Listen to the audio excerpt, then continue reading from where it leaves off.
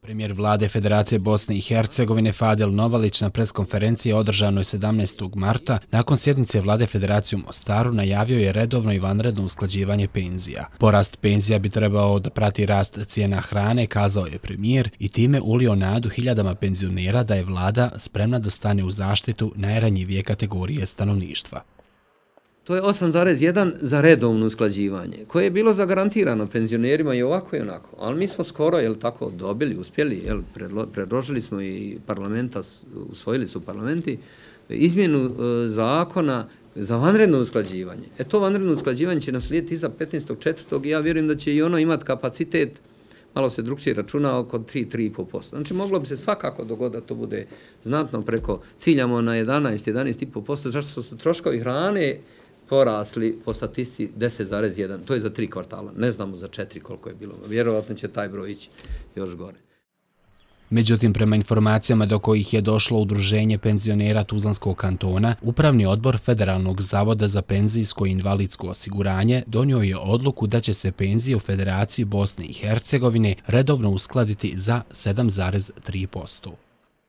Mi smo dobili u petak vijest da zvanično povećanje penzija ide 7,30%, isplata ide 5. maja za april mjesec i isplata ide retroaktivno od 1. januara, što znači da će najniža penzija biti uvećana za 28 maraka, a da će prosječna penzija u Federaciji biti uvećana za 31,30 maraka.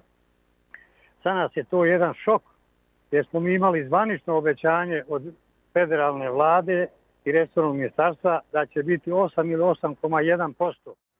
Halilović tvrdi da je odluku Upravnog odbora Federalnog zavoda PIO već potvrdila vlada Federacije, budući da je odluka zasnovana na statističkim pokazateljima rasta cijena. Desilo se to što se desilo, da su troškovi života 2,1% povećani, što mi smatramo da je čista laž i mi ne vjerujemo u statističke podatke kad je u pitanju rast životnih troškova, odnosno troškova života. Struka smatra da je to daleko više, međutim, Upravni odbor Federalnog zavoda je dobio statistike, takve podatke, vlada je to u petak na telefonskoj sjednici potvrdila i zvanično znači ide 7,30% od 1. januara penzije. Ni penzioneri koji smo zatekli na ulicama Tuzle nisu krili razočarenje ovom odlukom. Kako kažu, oni sa najmanjom penzijom najbolje znaju koliki su troškovi života bez statističkih izračuna. Malo je to povećanje.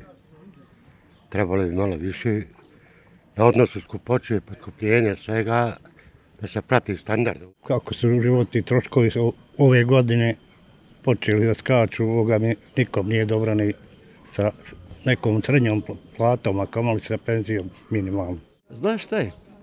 Ovdje je najbitnije da oni imaju plaće dobre. Meni nije žao, meni došlo da predložim da mi penzioneri skupimo njima pomoć humanitarnu i da im pošaljemo u parlament, a svakako i da ih pozatvaramo. Zbog toga što su, kako tvrde, ponovo izigrani, penzioneri sada sumnjaju i u obećanje vlade o vanrednom povećanju penzija za 3 do 3,5%. Sa druge strane stižu i nova obećanja. Drugo obećanje ima je zaključak da će, resorno ministarstvo je reklo, da će kroz vanredno usklađivanje koje će biti u maju ili junu mjesecu ta nepravda od 0,7% biti ispravljena, odnosno da će biti uvećano vanredno povećanje za to 0,7%. Mislim da je ovo ko grom iz vedra neba udarilo i da penzioneri nisu zadovoljni sa ovakvim stanjem koji se desio u ovom momentu. Iz Saveza ističu kako će svojim zahtjevima nastaviti borbu da penzionerima se omogući dostojan život. Sljedeći naš korak jeste da tražimo da vlada u skladu sa zakonom donese odluku o povećanju najniže penzije u Federaciji, čime će biti povećani sve te penzije do te najniže. Prema zakonu o penzijskom i invalidskom osiguranju redovno usklađivanje penzija je svake godine 15. aprila, te se isplaćuje u maju uz aprilsku penziju, i to retroaktivno od 1. januara. Dakle, uz penziju za april, penzioneri će u maju dobiti razliku za januar, februar i mart.